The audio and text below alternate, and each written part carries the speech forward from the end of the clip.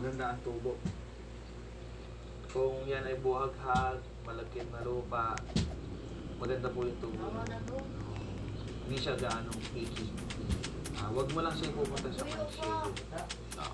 Direct sunlight. Pag medyo shady, yung ating Risoni can tolerate that. Pero pag ang tinanong mo, ito, hindi siya gaanong productive pag yung napunta siya sa ilalim ng puno na masyado ng maliit. So, full sunlight as much as possible. Full sunlight yung Tawag sa ito, gaano katanda na rin? Boy, is it recording na, boy? Or not yet pa? Mga 2-year-old lang. 2 years na. Okay. So ito mga damo dito sa ilalim, na kakain din ito na. Kasi kasama yan. Kasama rin. Pag nag-harvest sila Oo. ng nakadoktora, gagaskatirin na itong nandito. Nagagrass ka. So, mix na po yung nandito. So, sabi nga lang, yung area na ma-maximize. Oo. Wala talagang ano. Oo, tapos. Gusto mo talagang tumuloy Oo, sir. At saka hindi ka gagamit ng herbicide. ng herbicide. Yung iba sabi, ang dawag naman, ba't di kayo nag-spray ng ano? Instead of killing, pwede mo akong i-harvest yung mga nagkakayalan. Kasi feed supply na. Masyalan natin, hindi ko Sige, tara. Let's go. para makita niyo yung buto naman na hindi ko So ito, hindi muna natin pina-harvest. Kaya siya malalaki. Dahil for seed production siya. Ito. Yes, sir. So, kung nagtatanong po kung tree or shrub siya, tree siya. Oo. Orange? Boy, the orange one is the recording na, boy? Bali po namin hina-harvest ito for forage. So, Ngayon nyo lang hindi muna namin sinarvest for 6 months para may makuha kami buto. So, nakita niyo yung inilaki niya. From ganitong frequently cut, plus 6 months. Ngayon na siya. Lungha po siya ng ganito. Sakto naman, ang harvest talaga na ito, mga January jobs. So makita niyo sir, may berde pa. Yan yung buto. May berde pa, may brown pa. Kasi mga ano pa to eh. 2 weeks or 3 weeks pa bago karamihan ay No, no, no, no, no, no, no, no, matured no. na. Oh, no, no, no, no, no, no, no, no. I-fly?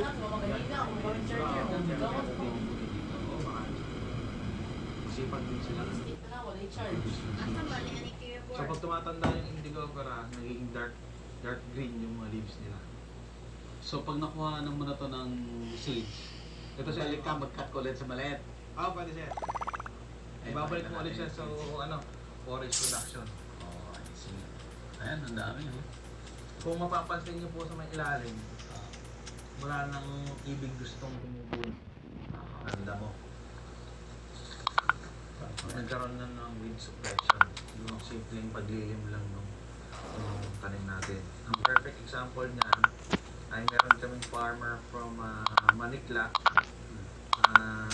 Yung area niya ay Bulubundukin. And parang may ano yata siya stewardship under ng DNR.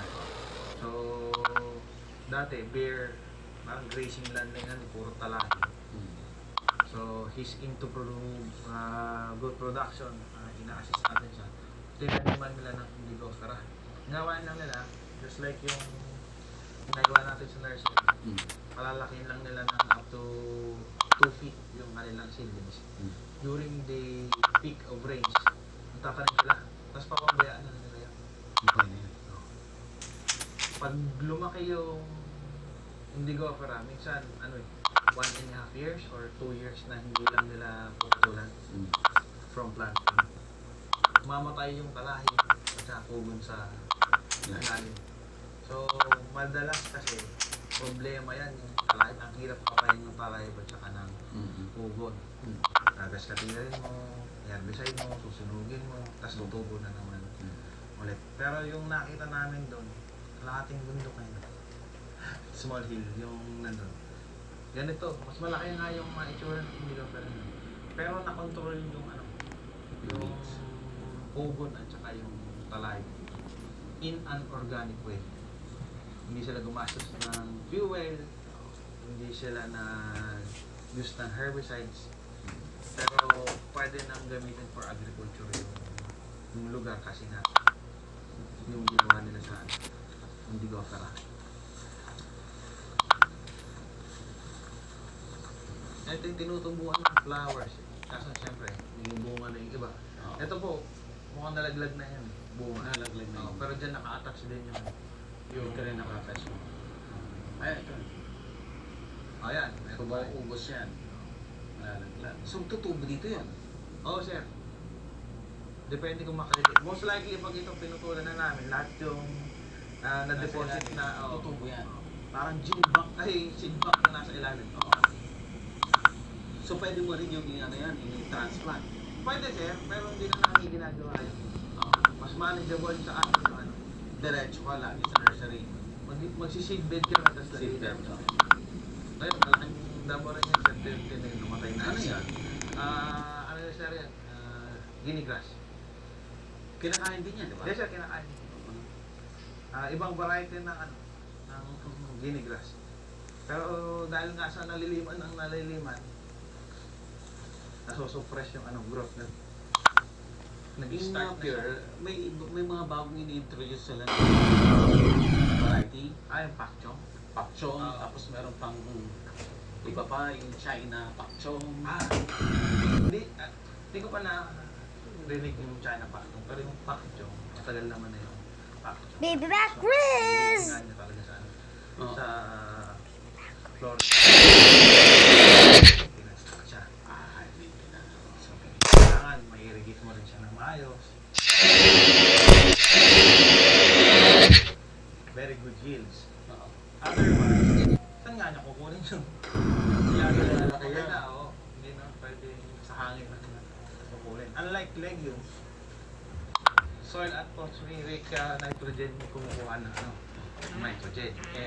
Sa kanila, nagde-depend lang din sila sa may soil fertility kung saan sila tananim. Kaya madalas, kung hindi mo sila i-fertilize, Hindi rin after lalaki. 3 years, Hindi 4 na years, lalaki.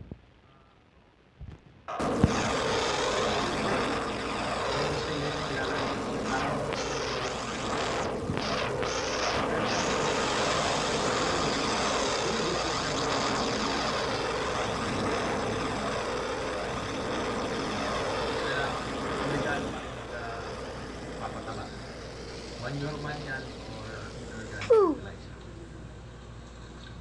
Itong mga pagkain na to, kakainin din ng baka yan, hindi.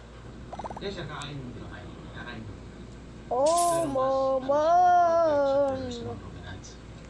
Hindi, sir. Kahit sa may ano naman, large ruminants pwede rin. Kaya rin. Ang lagi lang naman natin, ang sinasabi advantage ng small ruminants. Pag sa large cattle kasi, tapos small farmer ka, wala kang ganong lang ownage. Yan ang Marami ka ipapakain. Tapos kung marami ka bang ibang inaasikaso, mga rice farmer ka na or yung you spend a lot of time kasi That's yung what requirement I'm ng large cattle, making. malaki rin. Mhm. But if you have a few, Like smile. ang Oh, isang kambing na third, ano naman na, 5 to 6 what kilograms. copyright? Yes, copy. grasses. Mhm. Yes, copy So mine. once na na-harvest na sir Copy mine. yung dahon, Copy mine. bibilin natin siya to produce the leaves. What is this thing? So, pagkain nito, kung in-harvest nila na ipil-ipil, Ito siya. ito na yan. Bibilin nila yan.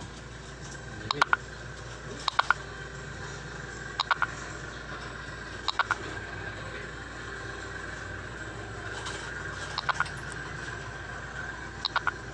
Yan. So, ito na yung in-harvest nila kanina na ipil-ipil. Tapos ito na yan, dito nila tinala. Blacklis. Okay, sir. Really so. Gaano katagal yung ibila dito? The country. From one day to 2 days. Depende kung gaano ka-init yung... So, paralaglag lang yung dahon niya. Mapupunta dito sa net. Hindi, madalas siya pinapagpag namin Para matanggal. para matanggal. Mabilis lang pag yung pinagpag mo malalag. Ano? Pero semi-wetted, pakita mo lang. Kung meron ka na sa isang timbang, may ipakita. Maraming mapapapicture niya. Ipil-ipil, Oh, Ano yan?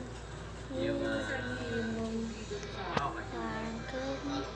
Palak Farm. Available na po ang agribusiness merch sa Shopee at link na sa description box.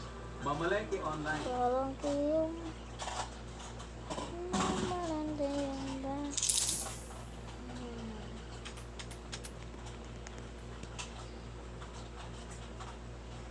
Ang little bilis na nakisibig sustansya ng Cerelac How was your job? sa relakas. Ang sustansya tulong para sa growth and Ano sir ang pinaka-importante na mensahe dito sa technology? Ang isang highlight ng ating technology ay ito yung solution. Ito yung one of the solutions na na-offer ng Central Luzon State University sa call ng organic agriculture, sa sustainable agriculture, sa resilient agriculture. Kasi itong technology na to, it utilizes itong ating mga legumes. Matagal na nating advocacy sa small ruminant production. So madalas, we utilize kung ano yung mga available na ingredients. So napakita po natin, aside from Indigofera, itong ipil-ipil ay isa sa mga common na trees na tumutubo. Hindi naman po talaga ito nasa ng mga farmer. Pero kalat kasi yung buto at nakikita natin all around. So kung may problem ang mga goat racers sa feeding utilization, ito po yung ating offer. Yung ating Can we cover up again? technology ay na-produce without the use in organic chemicals. Ito po ay maaasahan natin ang production ng raw materials kahit na magkaroon ng maraming sakuna. At ito yan ay ino-offer ng ating technology utilizing these crops that doesn't that has all the benefits na na-mention po natin.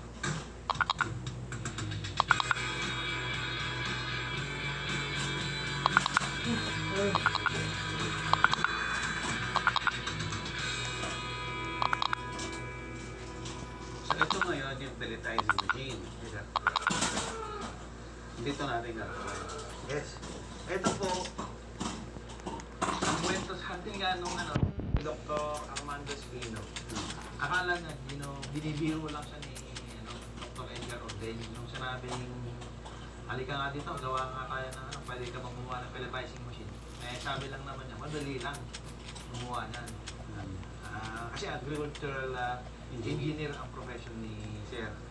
Pero a week after, bigla na daw po yung designation na project staff siya dun sa may DOST project. So, yun, simula noon, siya yung may prototype silang kami nagawa nun.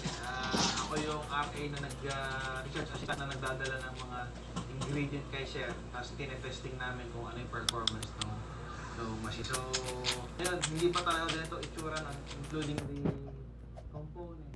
Siguro, tatlong design yung inabot at ini-improve. It started siguro mga 80 kilograms per hour line capacity. Ngayon nasa 120 kilograms.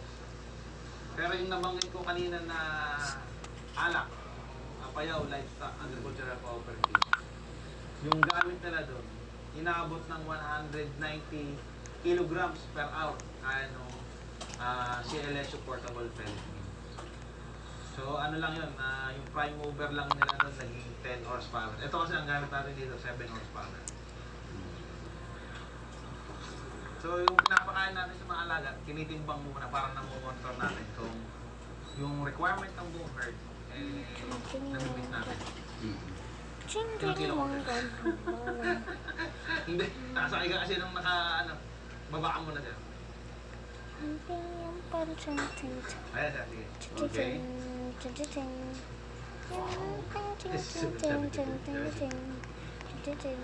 Mabigat ah. Ito sir yung mga ingredients natin, pakita lang namin. Ito yung leaf meal. Na napulverize. Ipil-ipil to. Yan ang ipil-ipil. Yes sir. Ngayon yung ipil-ipil na na-dry pa lang, yung after nung drying at napadpad, ito siya yung itsura. So, makikita nyo may mga small twigs na nandyan. Okay? Kasama na rin po siya. Kasama rin yung twigs. Mga small twigs. And then, ipaprocess mo Pag na-hammer mill po yan, magiging ganito po ang kalalabasan. Mas maliliit na siya. And then, pwede na natin siyang paghalu-haluin with the other ingredients. Yung technology, syempre hindi natin kailangan i-disclose lahat. Kasi nga, Under siya na, may utility model siya, protection siya under IPO. ayan, so because of the IPO, hindi natin pwedeng ipakita yung exact measurement. But sasabihin nila sa atin ano yung mga ingredients. Okay. Sir, ano yung mga ingredients natin, sir? So, ayan po ano. Yung ingredients po natin sa paggawa ng ating pellet meal, pelletized feed na para sa kambing, ay meron tayong salt. Salt. Ito po siya. Ito yung rock salt po natin. Okay. Dicalpos. Calpos. Dicalpos. Yung copra meal po natin. Okay, copra meal. Yung ating molasses. Nandun po sa... Molasses. Yan. Yan po yung pulot.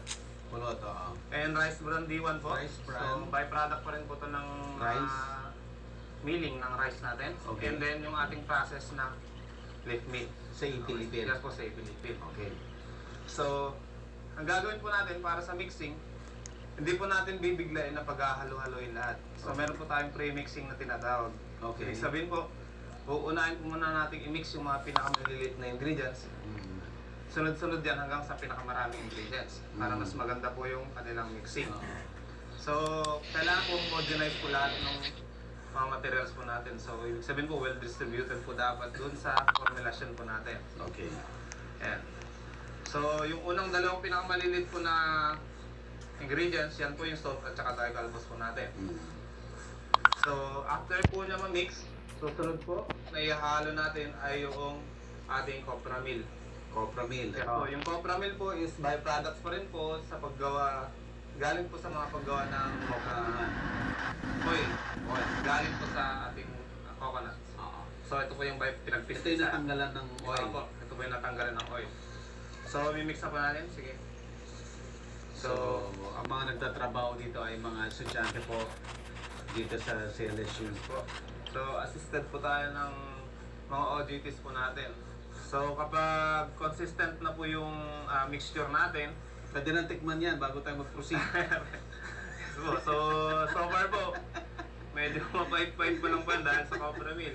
Okay. So, susunod po na ingredient, yung ating rice bran D1. Okay. So, ito po yung first class Bakit na D1? rice bran. D1. First class na rice bran po. Okay. So, ito yung pinong-pino po na darap na galing po sa ating panuhan. Oh, I see. May klase-klase pala yun. Apo. So, ito po, meron po kasi yung rice bran na madami pa yung mga gilik-gilik. So, malalaki pa yung mga particles. So, since medyo mas marami na po yung ating mga ingredients, pwede na po natin siyang i-mix with pala. So, since hindi naman po siya food grade, pero pagkain pa rin po ng ating mga hayop, panatilihin lang po natin yung kalinisan dun sa ating paggawa. Since ito pong pelletized na to, ay i-store din po natin for at least 6 months. Ano po?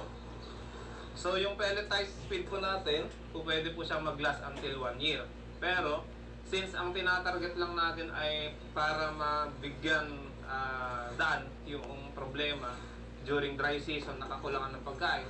So, during that 6 months period lang, tayo nagpapakain. So, after 6 months ulit, pwede ka na ulit mag-store during wet season. And then, pwede mo silang ma-utilize ulit after 6 months during dry season. Habang nagpapala siya, may ikukwento ko sa'yo. Anong kukwento Sige. sa'yo? Meron doon isang bata, umiiyak siya. Umiiyak siya kasi tinutokso ng mga kaibigan niya. Sabi, ba't umiiyak ka?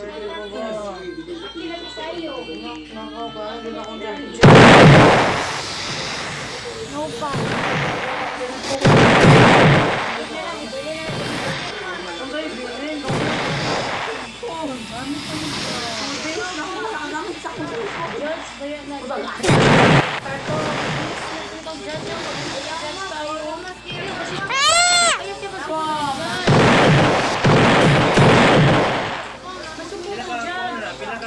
Ilang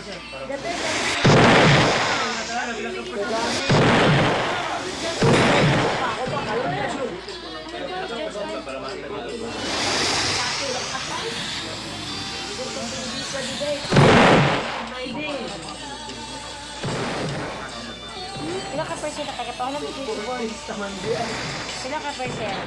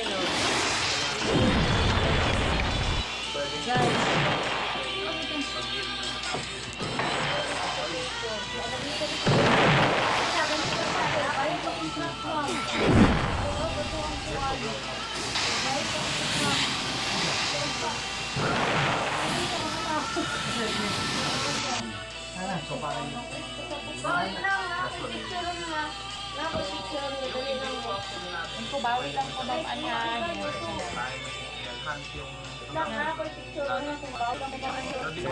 Ang problema meron kang kakain niya.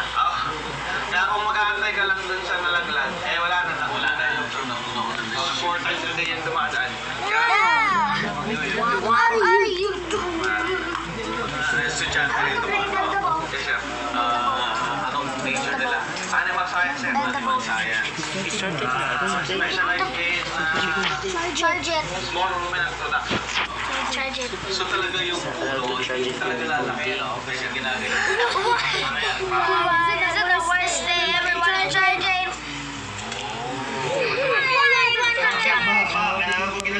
Sisi, you hate your boy. So, in a way, parang nabubonsai din yung... Di ba, ang laki puro na ito. Yung paraan namin, Liar. hindi mo talaga siya You're just pretending. So ito, Liar. gaano kakanda yung... Just joking. Just joking. Get out. Get out. Get out of my seat. You're a liar. Days na ko yung charging ha. 3 days again. Kuha ko yung charger. Suffer.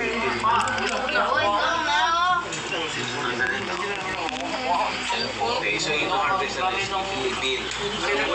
One out para lang. Ilang buwan, bounty po. Oo, reported ka. Ganyan ulit. Oo, reported ka. Lupay. I don't know Spanish. Naka-reply sila di sa ato ako po nila. Message. Sa reply. So, mapapansin nyo naman, almost same na po yung homogenized na po yung kulay niya. So, meron po natin ingredients yung ating molasses. So, yung molasses po natin dito sa may product ng paggawa ng Alit mo utas ko dito may love. yung ating molasses medyo malagkit po Kaya siya. may taga siya day. So, Pwede na. Siya. sa sugar. Hello guys. So, Today we're gonna watch klase rin yung molasses. the Digital Circus. Yung iba po Shout out to sila, Ako na kung pinapanahan ko. Digital Circus. I expect this to. I'm gonna go there Ito soon. po, gagawin po natin dito para may distribute po natin. Kasi kung ganito lang po siya ka-konti, ka-lapot, kapag bilalagyan natin, mahirapan po tayo mag-distribute po. Ano. So, gagawin po natin, dadalute po natin siya sa tubig. Okay. Hindi lang siya pumasok.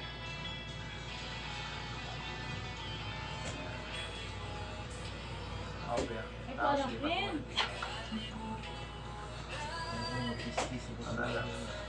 Para mag-i- para Mas magamit ka pa ng mga